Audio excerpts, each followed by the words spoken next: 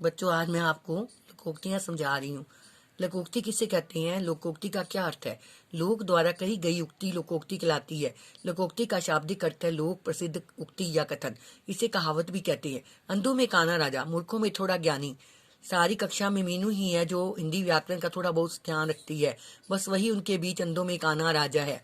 उल्टा चोर कोतवाल को डांटे, अपराधी निरपराध को डांटे। एक तो पूरे वर्ष पढ़ाई नहीं की और अब परीक्षा में कम अंक आने पर अध्यापका को दोष दे रही हैं।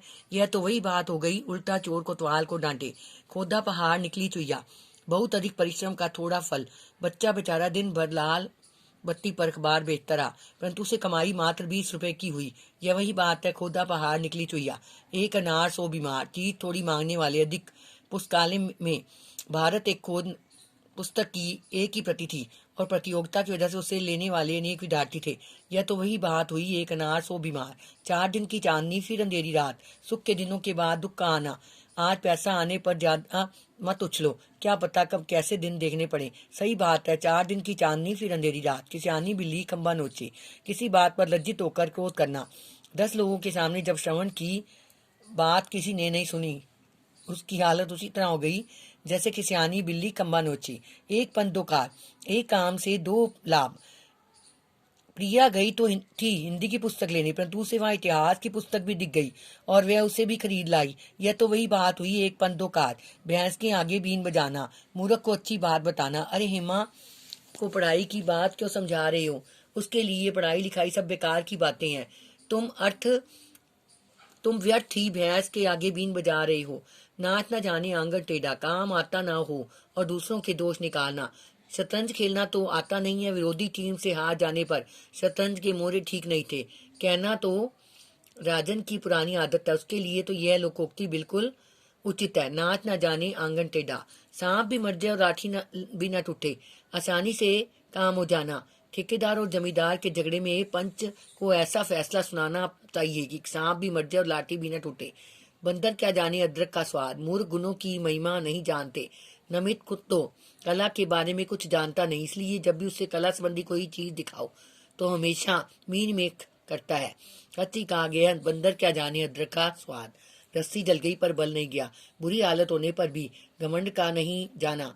लड़की परीक्षा में फेल हो गई, बेटा स्कूल से निकाल दिया गया, लेकिन तुम्हारे तेवर अभी भी नहीं बदले। यह तो वही बात हुई, रस्सी जल गई पर बल नहीं गया। सांच को हाथ नहीं, जो मनुष्य सच्चा होता है उसे डर नहीं होता। गौरव, जब तुमने गलती ही की ही नहीं है तो फिर डर क्यों रही हो? चलो सब कुछ सच सच बता दो, क्योंकि सांच को आँच नहीं होती। चोर पर मोर, एक दूसरे से ज्यादा धूर्त। परेश और साहिल दोनों को कम मत समझो, ये दोनों ही चोर पर मोर है। हाथी के दांत खाने की और दिखाने की ओर, कहना कुछ और करना कुछ और।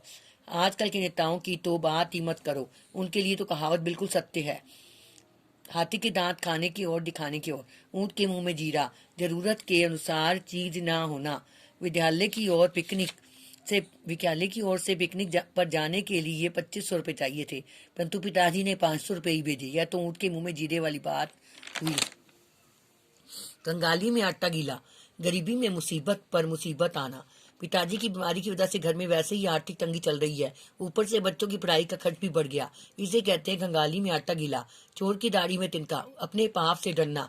विद्यालय से गायब होने पर पिताजी को बुलाने की बात सुनते ही अमित का चेहरा फीका पड़ गया। उसकी स्थिति चोर की दाढ़ी में तिनके के समान हो गई।